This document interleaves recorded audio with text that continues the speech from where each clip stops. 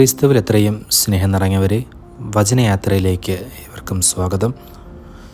വിശുദ്ധ ലൂക്കായുടെ വിശുദ്ധ സുവിശേഷം 1 അധ്യായം 57 മുതൽ 66 വരെയുള്ള തിരുവചന ഭാഗങ്ങളാണ് നാം ഇന്ന് ധ്യാനിക്കുന്നത്.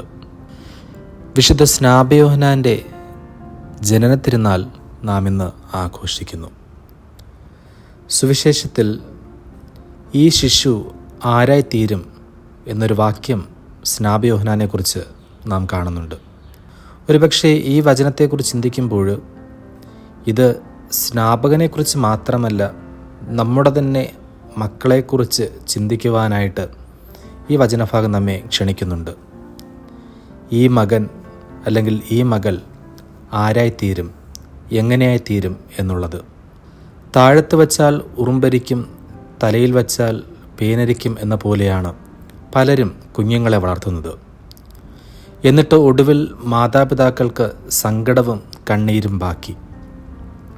കുഞ്ഞുങ്ങൾക്ക് ഏറെ കരുതൽ കൊടുക്കേണ്ട കാലഘട്ടത്തിലാണ് നമ്മൾ ജീവിക്കുന്നത്. നമ്മുടെ കുഞ്ഞുങ്ങളെ ആരൊക്കെയാക്കി തീർക്കണം എന്നുള്ള ടെൻഷനിലാണ് ഓരോ മാതാപിതാക്കളും. അവരെ ഡോക്ടറാക്കണോ, എൻജിനീയറാക്കണോ, വിദേശത്ത് എവിടെയാണ് അയക്കേണ്ടത് എന്നുള്ള ചിന്തയാണ് ഇന്ന് മാതാപിതാക്കളുടെ മനസ്സിൽ.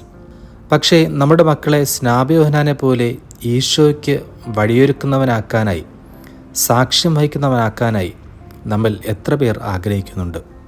അതിനുവേണ്ടി എത്ര പേർ ശ്രമിക്കുന്നുണ്ട്? അവർ ഭാവിയിൽ ആരു തന്നെ ആയാലും അവരെ ദൈവത്തിന് പ്രിയമുള്ളവരാക്കി തീർക്കുക എന്നുള്ളത് പ്രധാന കാര്യമാണ്.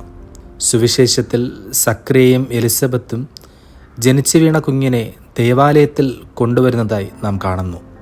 അതുപോലെ നമ്മുടെ മക്കളെ ഒന്ന് ദേവാലയത്തിലേക്ക് കൊണ്ടുവരാനും ദൈവത്തോട്, ദൈവിക കാര്യങ്ങളോട് ചേർത്ത് നിർത്താനും ശ്രമിക്കുക മാതാപിതാക്കന്മാരുടെ ഉത്തരവാദിത്വമാണ്. നമ്മുടെ കുഞ്ഞുങ്ങൾ സ്നാപയോഹന്നാനെ പോലെ ആകുന്നില്ല എന്നോർത്ത് വിഷമിച്ചിട്ട് കാര്യമില്ല. ആദ്യം അവരുടെ മാതാപിതാക്കളായ നമുക്ക് സക്രിയയെ പോലെയും എലിസബത്തിനെ പോലെയും ആകാൻ പറ്റുന്നുണ്ടോ എന്ന് ചിന്തിക്കുക. അതാണ് പ്രാധാന്യം. അതുകൊണ്ട് കുട്ടികളെ ശാസിക്കുന്നതിനും തിരുത്തുന്നതിനും മുമ്പ് മാതാപിതാക്കൾ എത്ര കണ്ട് വിശ്വാസമുള്ളവരാണ്, പള്ളിയിൽ വരുന്നവരാണ്, ആത്മീയ കാര്യങ്ങളിൽ താല്പര്യമുള്ളവരാണ്, ദൈവാശ്രയബോധത്തിൽ ജീവിക്കുന്നവരാണ് എന്നൊക്കെ നാമും ഉറപ്പുവരുത്തേണ്ടത് നല്ലതാണ്. സക്രിയയും എലിസബത്തും മാതൃക ദമ്പതികളായിരുന്നു. അതുപോലെ തന്നെ സ്നാപകനും. പരിശുദ്ധ കന്യകാമറിയവും യൗസേപ്പും മാതൃക മാതാപിതാക്കളായിരുന്നു. അതുതന്നെ നാം ക്രിസ്തുവിലും കാണുന്നത്. സ്നേഹം നിറഞ്ഞവരെ, സ്നാപയോഹന്നാൻ്റെ ജനനത്തെക്കുറിച്ച് ചിന്തിക്കുമ്പോൾ നമ്മുടെ തന്നെ കുടുംബജീവിതത്തെക്കുറിച്ച് ചിന്തിക്കുന്നത് ഏറെ അഭികാമ്യമാണ്. കുടുംബങ്ങളെ ശുദ്ധീകരിച്ചുകൊണ്ട് കുടുംബങ്ങളിലാണ് ഓരോ നല്ല മൂല്യങ്ങളും ഉടലെടുക്കുന്നത്. ഈ നല്ല മൂല്യങ്ങൾ നല്ല കുടുംബങ്ങളെ, നല്ല മാതാപിതാക്കളെ, നല്ല മക്കളെ വാർത്തെടുക്കുന്നു. അതിനുള്ള കൃപാവരങ്ങൾക്കായി നമുക്ക് പ്രാർത്ഥിക്കാം. ദൈവം നമ്മെ അനുഗ്രഹിക്കട്ടെ.